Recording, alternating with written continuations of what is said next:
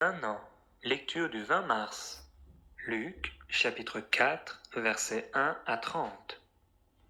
Jésus, rempli du Saint-Esprit, revint du Jourdain, et il fut conduit par l'Esprit dans le désert, où il fut tenté par le diable pendant 40 jours. Il ne mangea rien durant ces jours-là, et, après qu'ils furent écoulés, il eut faim. Le diable lui dit, « Si tu es le Fils de Dieu, ordonne à cette pierre qu'elle devienne du pain. » Jésus lui répondit, « Il est écrit, l'homme ne vivra pas de pain seulement. » Le diable, l'ayant élevé, lui montra en un instant tous les royaumes de la terre, et lui dit, « Je te donnerai toute cette puissance et la gloire de ces royaumes, car elle m'a été donnée, et je la donne à qui je veux.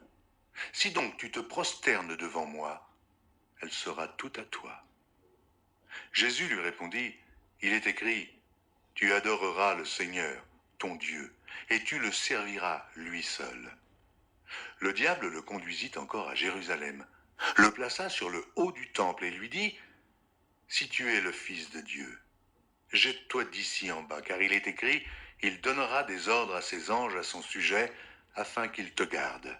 Et ils te porteront sur les mains, de peur que ton pied ne heurte contre une pierre. » Jésus lui répondit, « Il est dit, tu ne tenteras point le Seigneur ton Dieu. » Après l'avoir tenté de toutes ses manières, le diable s'éloigna de lui, jusqu'à un moment favorable.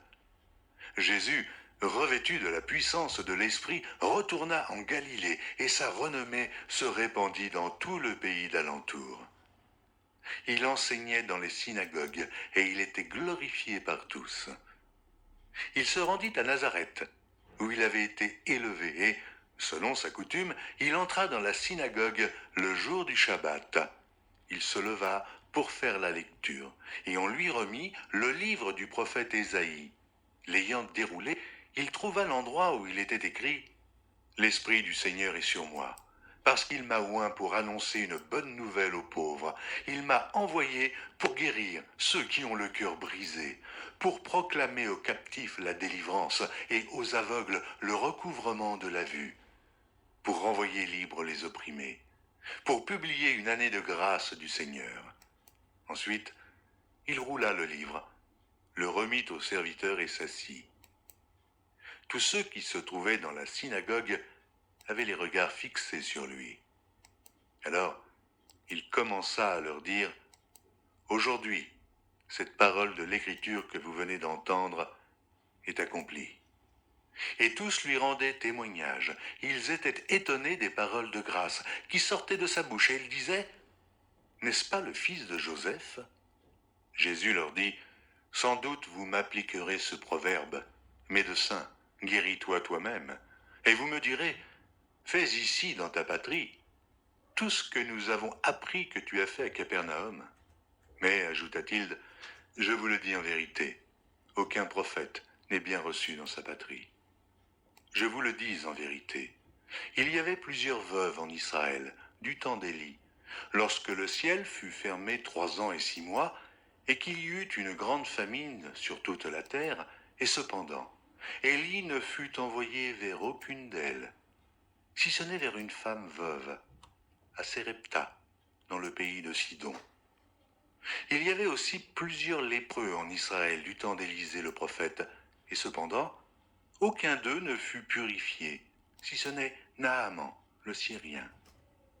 Ils furent tous remplis de colère dans la synagogue lorsqu'ils entendirent ces choses, et, s'étant levés, ils le chassèrent de la ville, et le menèrent jusqu'au sommet de la montagne sur laquelle leur ville était bâtie, afin de le précipiter en bas. Mais Jésus, passant au milieu d'eux, s'en alla.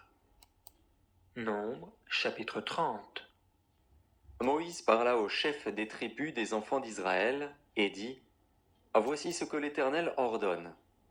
Lorsqu'un homme fera un vœu à l'Éternel, ou un serment pour se lier par un engagement, il ne violera point sa parole, il agira selon tout ce qui est sorti de sa bouche. Lorsqu'une femme, dans sa jeunesse et à la maison de son père, fera un vœu à l'Éternel et se liera par un engagement, et que son père aura connaissance du vœu qu'elle a fait et de l'engagement par lequel elle s'est liée, si son père garde le silence envers elle, tout vœu qu'elle aura fait sera valable, et tout engagement par lequel elle se sera liée sera valable. Mais si son père la désapprouve le jour où il en a connaissance, tous ses vœux et tous les engagements par lesquels elle se sera liée n'auront aucune valeur. Et l'Éternel lui pardonnera, parce qu'elle a été désapprouvée de son père. Lorsqu'elle sera mariée, après avoir fait des vœux, ou s'être liée par une parole échappée de ses lèvres, et que son mari en aura connaissance, s'il garde le silence envers elle le jour où il en a connaissance, ses vœux seront valables, et les engagements par lesquels elle se sera liée seront valables. Mais si son mari la désapprouve le jour où il en a connaissance, il annulera le vœu qu'elle a fait et la parole échappée de ses lèvres par laquelle elle s'est liée, et l'Éternel lui pardonnera. Le vœu d'une femme veuve ou répudiée, l'engagement quelconque par lequel elle se sera liée, sera valable pour elle. Lorsqu'une femme, dans la maison de son mari, fera des vœux ou se liera par un serment, et que son mari en aura connaissance, s'il garde le silence envers elle et ne la désapprouve pas, tous ses vœux seront valables, et tous les engagements par lesquels elle se sera liée seront valables. Mais si son mari les annule le jour où il en a connaissance, tout vœu et tout engagement sorti de ses lèvres n'auront aucune valeur, son mari les a annulés, et l'Éternel lui pardonnera. Son mari peut ratifier et son mari peut annuler tout vœu, tout serment par lequel elle s'engage à mortifier sa personne. S'il garde de jour en jour le silence envers elle, il ratifie ainsi tous les vœux ou tous les engagements par lesquels elle s'est liée. Il les ratifie parce qu'il a gardé le silence envers elle le jour où il en a eu connaissance. Mais s'il les annule après le jour où il en a eu connaissance, il sera coupable du péché de sa femme. Telles sont les lois que l'Éternel prescrivit à Moïse entre un mari et sa femme, entre un père et sa fille, lorsqu'elle est dans sa jeunesse et à la maison de son père. Nombre, chapitre 31. L'Éternel parla à Moïse et dit : Venge les enfants d'Israël sur les Madianites. Tu seras ensuite recueilli auprès de ton peuple. Moïse parla au peuple et dit : Équipez d'entre vous des hommes pour l'armée, et qu'ils marchent contre Madian, afin d'exécuter la vengeance de l'Éternel sur Madian. Vous enverrez à l'armée 1000 hommes par tribu, de toutes les tribus d'Israël. On leva d'entre les milliers d'Israël 1000 hommes par tribu, soit 12 000 hommes équipés pour l'armée. Moïse envoya à l'armée ces 1000 hommes par tribu, et avec eux le fils du sacrificateur Éléazar, Phiné, qui portait les instruments sacrés et les trompettes retentissantes. Ils s'avancèrent contre Madian, selon l'ordre que l'Éternel avait donné à Moïse. Et ils tuèrent tous les mâles. Ils tuèrent les rois de Madian avec tous les autres, Évi, Rékem, Tsur, Hur et Réba, 5 rois de Madian. Ils tuèrent aussi par l'épée Balaam, fils de Béor. Les enfants d'Israël firent prisonnières les femmes des Madianites avec leurs petits-enfants, et ils pillèrent tout leur bétail, tous leurs troupeaux et toutes leurs richesses. Ils incendièrent toutes les villes qui habitaient et tous leurs enclos. Ils prirent toutes les dépouilles et tout le butin, personnes et bestiaux.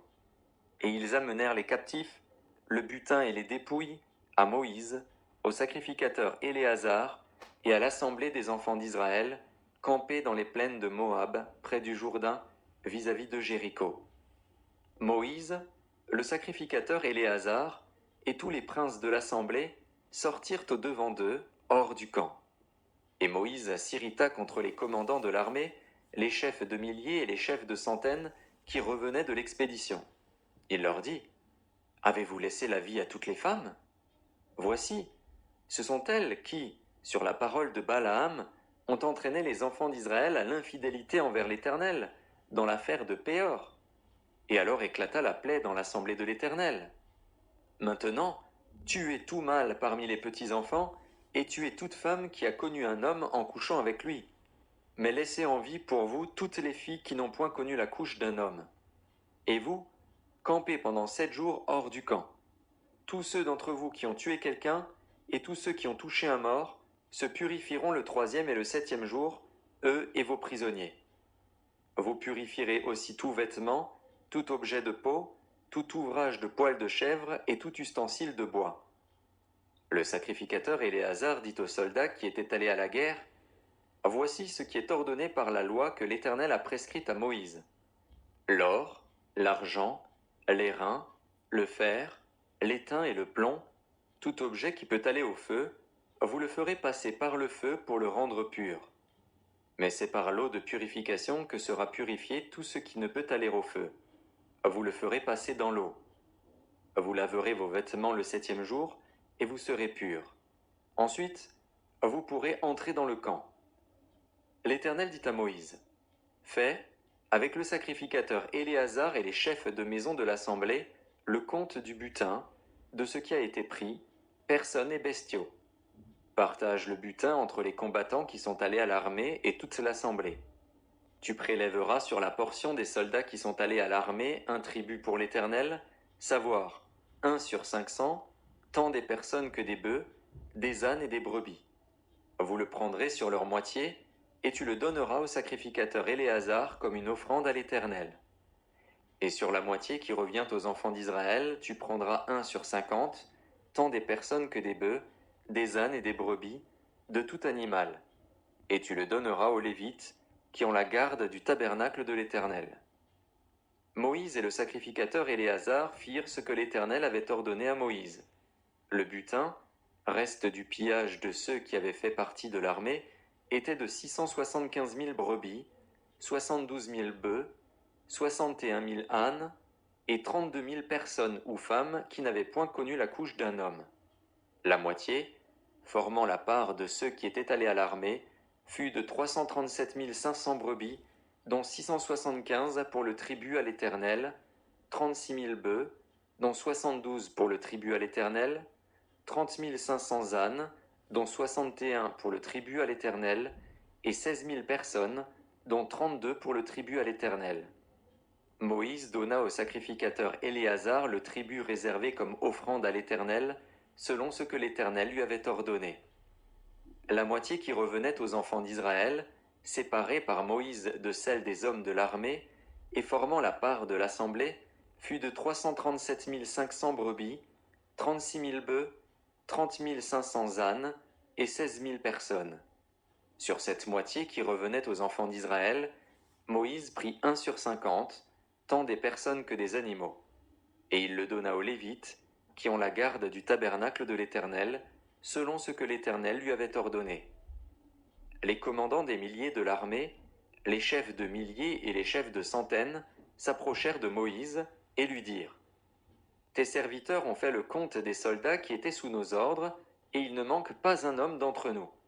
Nous apportons, comme offrande à l'Éternel, chacun les objets d'or que nous avons trouvés, chaînettes, bracelets, anneaux, pendants d'oreilles et colliers, afin de faire pour nos personnes l'expiation devant l'Éternel. » Moïse et le sacrificateur Éléazar reçurent d'eux tous ces objets travaillés en or. Tout l'or, que les chefs de milliers et les chefs de centaines présentèrent à l'Éternel en offrande par élévation, pesait 16 750 cycles. Les hommes de l'armée gardèrent chacun le butin qu'ils avaient fait. Moïse et le sacrificateur Éléazar prirent l'or des chefs de milliers et des chefs de centaines et l'apportèrent à la tente d'assignation comme souvenir pour les enfants d'Israël devant l'Éternel. Psaume, chapitre 63. Psaume de David. Lorsqu'il était dans le désert de Juda. Ô Dieu, tu es mon Dieu, je te cherche. Mon âme a soif de toi, mon corps soupire après toi, dans une terre aride, desséchée, sans eau. Et si je te contemple dans le sanctuaire, pour voir ta puissance et ta gloire, car ta bonté vaut mieux que la vie, mes lèvres célèbrent tes louanges. Je te bénirai donc toute ma vie, j'élèverai mes mains en ton nom. Mon âme sera rassasiée comme de mes grailles succulents, et, avec des cris de joie sur les lèvres, ma bouche te célébrera. Lorsque je pense à toi sur ma couche, je médite sur toi pendant les veilles de la nuit, car tu es mon secours, et je suis dans l'allégresse à l'ombre de tes ailes. Mon âme est attachée à toi, ta droite me soutient. Mais ceux qui cherchent à m'ôter la vie iront dans les profondeurs de la terre. Ils seront livrés au glaive, ils seront la proie des chacals. Et le roi se réjouira en Dieu, Quiconque jure par lui s'en glorifiera, car la bouche des menteurs sera fermée. Proverbe, chapitre 11, versets 20 et 21. Ceux qui ont le cœur pervers sont en abomination à l'Éternel, mais ceux dont la voix est intègre lui sont agréables. Certes, le méchant ne restera pas impuni, mais la postérité des justes sera sauvée.